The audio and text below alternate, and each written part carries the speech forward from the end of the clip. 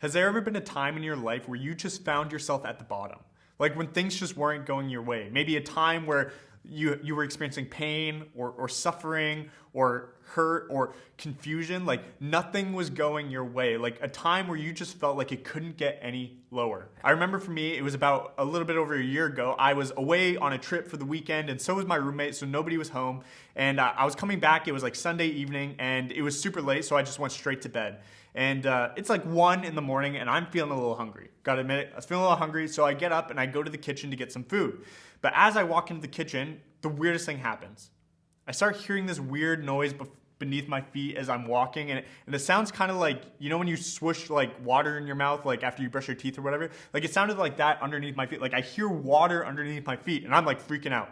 It's dark, I can't see anything, I don't know what's happening. So I text my roommate, I'm like, bro, if you're awake, get out here.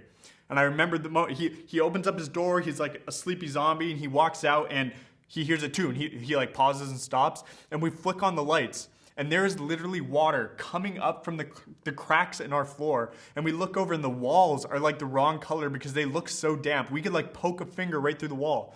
So what happened is while we were both away on the weekend, a pipe had burst in the house above ours and had been flooding our house for days. There's water just pouring in under our floor, in our bathroom, in our kitchen, in the laundry room. There's just water pouring in. So our house is flooded. The next day, all these construction workers come in and they like tear the house apart. They tear the walls, they tear the floor out. It's a gong show, it's a disaster, and we are essentially homeless. Like I'm like brushing my teeth at Starbucks and showering in all sorts of different places. It's a disaster. Literally a couple weeks later, I'm driving to work, I'm minding my own business, like jamming out to Katy Perry or whatever. This guy cuts me off and bam, I hit him and I crash my car. And here I am, standing on the side of the road, waiting for a tow truck, and I feel like life can't get any lower. I have no car, I'm homeless, I have no home. Like, how could it get any worse? I'm at the bottom. And this is where we find Jonah after Jonah chapter 1, here at the beginning of chapter 2. Remember, last chapter, Jonah, we find him, he gets thrown overboard off the ship, he is drowning in the sea, and then he gets eaten up by this giant fish. And he is in this fish for 3 days and 3 nights. And who knows what happens? Like if we ended there, like, I don't know, maybe he's dead. Like, bummer, Jonah's just like dead in the fish. But we know that's not the case. There's a few more chapters to go. So Jonah is swallowed by this fish. And remember, Jonah is running away from God. He is disobeying God. He is in sin and rebellion. He's thrown overboard. He's eaten by this fish. And he finds himself trapped in the belly of the fish, going down and down and down. He is trapped at the bottom. He can't get any lower. And the position Jonah finds himself, I think, is very relatable for us because he is trapped literally at the bottom. Like it can't get any worse for him. He can't go any lower. He's trapped in this fish at the bottom. And this is relatable for us because sometimes we feel like we are trapped at the bottom. In these moments when life is hard, when it's suffering, when things just aren't going our way, when things are confusing or difficult, we feel like we are trapped at the bottom too. So the question is, what do you do when you find yourself here?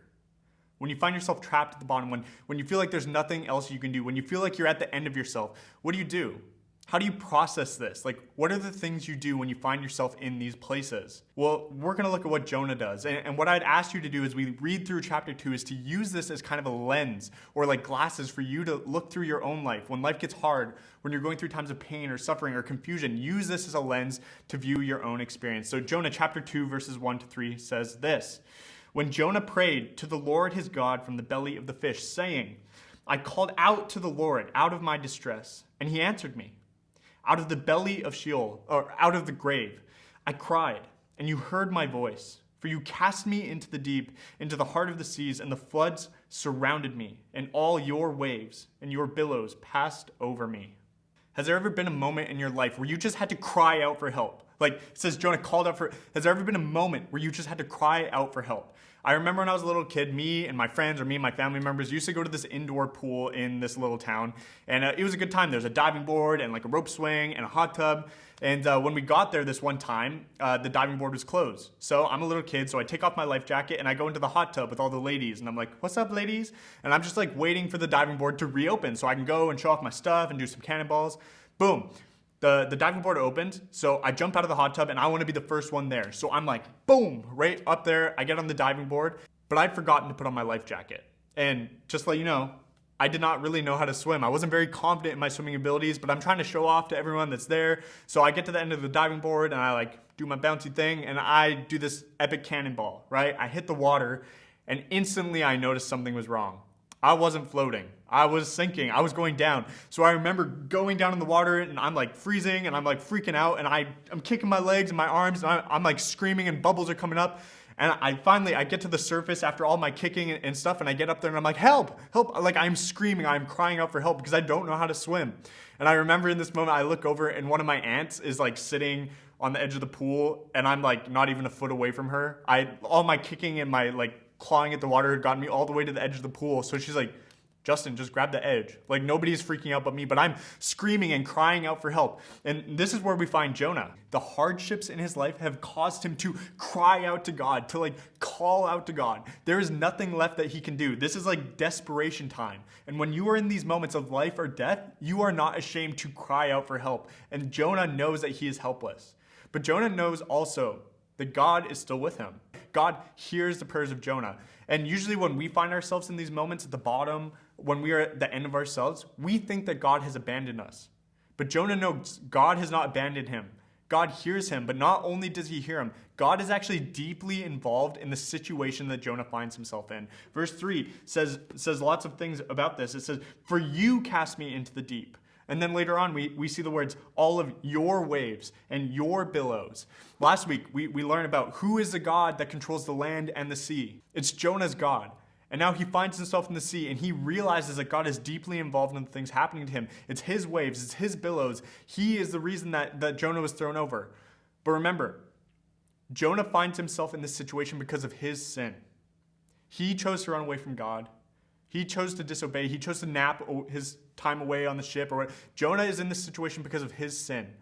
But what we need to understand here is that God is still deeply involved in this. God is not surprised that Jonah found himself here. And God can use this moment for his redemptive purposes. You see, most of us have this idea of God, that we've invited God into our lives so that we can go to heaven one day when we die. But in the meantime, all we need from God is to keep us safe and give us a comfortable life that's easy and smooth sailing. But what happens when tragedy occurs? What happens when life just isn't going your way? What happens when you find yourself at the end of yourself? When you break up with your boyfriend or your girlfriend, or when tragedy occurs in your family, or when life just isn't going the way that you plan? Then what? I think what we see in the story of Jonah is that God uses this hardship in our lives. God uses these moments in our life to mold us and to shape us into the people that he wants us to be.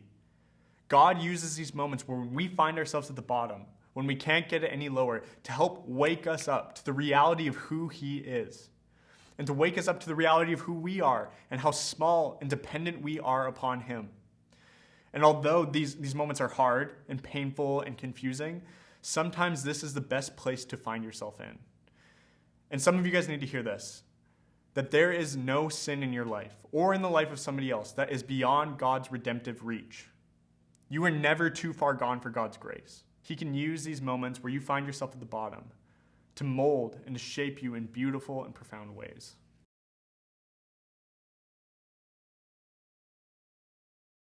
Okay, so we pick it up in verse 4. It says this, "Then I said, I am driven away from your sight, yet I shall again look upon your holy temple. The waters closed in over me to take my life. The deep surrounded me. Weeds were wrapped around my head. At the root of the mountains, I went down to the land whose bars closed upon me forever. Yet you brought up my life from the pit.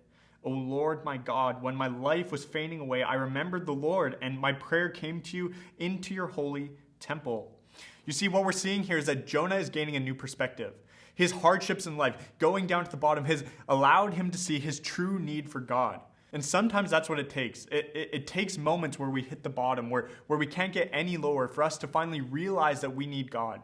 Sometimes it takes life to just fall apart, for us to be awakened to the idea that we need God. It gives us a new perspective. I remember one time when I was like 14 years old, I was super confident as a kid. Like I thought I knew what was going on all the time. And I was going with my dad to help him at work, like work on his truck or something. So we're driving in his truck down this gravel road and it was kind of bumpy. And I felt like we were driving super slow. So I'm like, "Dad, come on, like drive faster, you big baby. Like I could run faster than this." And I remember he slams on his brakes and he looks at me, he's like, "You think you can run faster than this?" And I swear, in this moment, I actually thought I could. I thought I could run faster than a vehicle, probably going like 50 kilometers an hour, but it felt like we were going so slow from my perspective. So he tells me to get out and race him to his shop. And so I get out and I like slam the door. I'm like wearing my Nikes. I'm ready to go. And he just takes off. And I swear in that moment that he was driving much faster than he was before, but now in reality, I realized that I was just really slow, right? So in that moment, I'm like booking it as fast as I can, and he just destroys me in this race. He gets there way ahead of me, and I gained a new perspective. I realized that in the vehicle, I thought we were going slow, but now that I'm outside, in my perspective, I realized that it just felt slow, but we were actually going pretty fast, and I am actually the slow one. I gained a new perspective, and Jonah here is gaining a new perspective too. His mindset was beginning to shift, and he was beginning to realize his desperate need for God. He thought running away from God was the best. He thought he knew better than God, but he's quickly realizing that life is not turning out the way that he wanted, doing it all on his own. And if we're facing the truth, there's some people out there, and maybe you are one of them. You don't think you need God because your life is just, honestly, it's going well, right? It's easy and it's comfortable and you like it. You're getting everything that you wanted.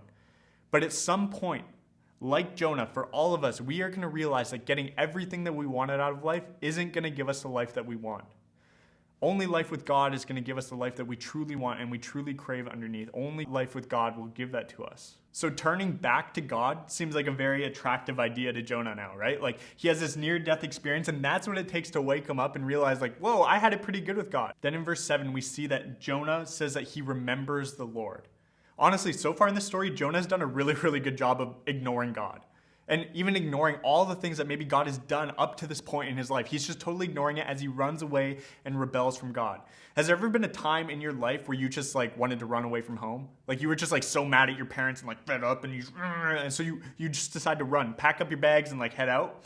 One of my friends has this like really funny story where he's playing Smash Bros like all night long and his dad gets upset at him and is like telling him to go to bed. They get into this heated argument and then he decides in the morning he's gonna run away from home. Like he's gonna stick it to his dad and just like boom, he's out of here. So in the morning he wakes up, he's pretty little at this point, and he like packs his backpack full of like, I don't know, comic books and like, I don't know, granola bars or like whatever, zips it up, and he's like heading out on like his little adventure. He makes it like an hour away from his house, and you know, he starts to feel hungry. And it's at that moment that he kind of wakes up and he realizes that life at home wasn't as bad as he thought. He starts to remember all the good things about life at home with his dad and his family, like food and shelter and a comfy bed and Smash Bros. Like he has none of that now since he ran away. He is beginning to remember. And this is Jonah here in this moment, right? He's in the belly of the fish and things can't get any worse, and he's beginning to remember. This whole story, he's been ignoring God and running away, and now he's beginning to remember who God is and how much he truly needs God. And then it says in this moment that Jonah is praying towards the temple. Earlier in the book, it says that he was looking towards the temple. Why? Well, the temple was a place in the Old Testament where God's presence and God's character was. Like, you could look towards the temple and you can remember who God was. So Jonah, in this moment, in the belly of a fish, he's looking towards the temple. And now us today, we don't look towards the temple. That's not where we look to when we pray. Where do we look to understand God's presence and his character? We look to Jesus in moments when life is at the bottom, when it can't get any lower, when things are hard or painful or confusing. What do? Well, here's the thing. What we tend to do is we tend to look at our life situation, our life circumstances. We tend to use these things to tell us how God feels about us. So when things are all good and happy and smooth sailing, we think like God is happy with us and he loves us so much and it's all good. But when things start going bad, when things start going south, we tend to start thinking that God is feeling negative towards us. You break up with your boyfriend or your girlfriend and you think that God just doesn't like you or he's not happy with you. You get a bad test score on your test and you think God's frustrated with you. There's a tragedy in your family and you think that God maybe just hates you. But here's the thing. Our life situations are not a valid indicator of how God feels about you. Don't look at your life situations to dictate how God feels about you. There's one place you can look. It is the life, it is the death, and the resurrection of Jesus. That is the only place you need to look to see how God feels about you. Because while you were his enemy, Jesus loved you so much that he came, he suffered, and he died for you. That's all you need. So when life is hard or difficult or confusing and you were wondering, has God abandoned me? Or does God not like me? Or does God hate me? Don't look to your circumstances to dictate how God feels about you. Look to the one place that is truly reliable. Look to the cross of Jesus. That's where you see God's love for you. That's how you know how God feels about you. Now, this doesn't mean that there won't be hard times in your life. This doesn't mean that you won't experience pain or confusion or suffering. But what this means is that God is with you through it all. And that you don't have to look to your life circumstances to know how God feels about you. All you have to do is look towards Jesus and what he has done for you. And God can take you from these low moments when you feel like you are at the bottom and you can't escape, and he can use those to transform you in deep, meaningful, and profound ways.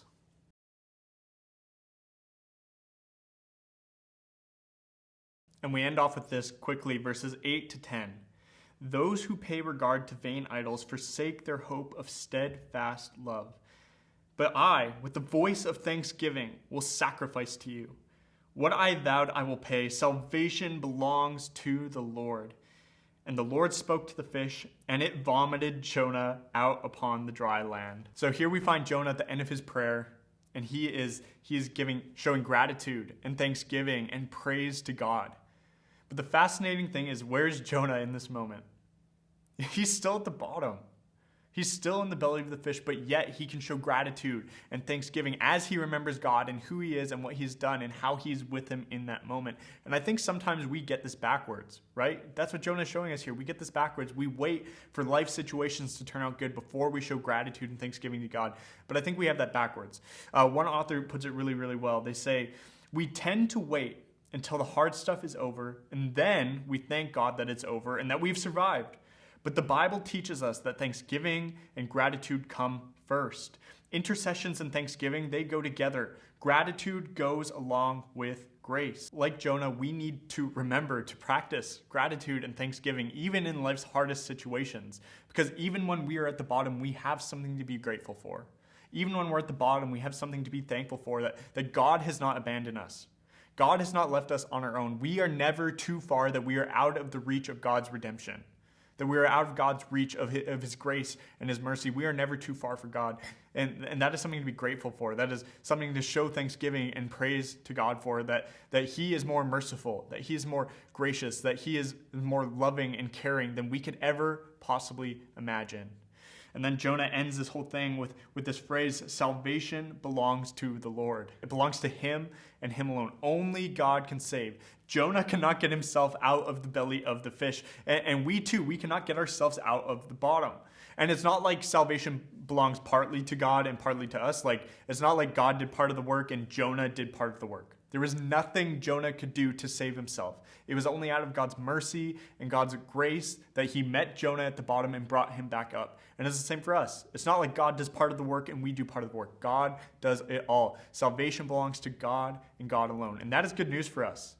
Because in those moments when you find yourself at the bottom and it seems like you've got nothing left, like you are at the end of yourself, in those moments God can meet you there. And he can use those moments to redeem your whole situation, to transform you in deep and profound and meaningful and beautiful ways. So what we see in this chapter is that God and God alone saves. That when we are at the deepest parts of our lives, when we are at the very bottom, like Jonah, God can meet you at that moment in his grace, in his mercy, and he can redeem that situation.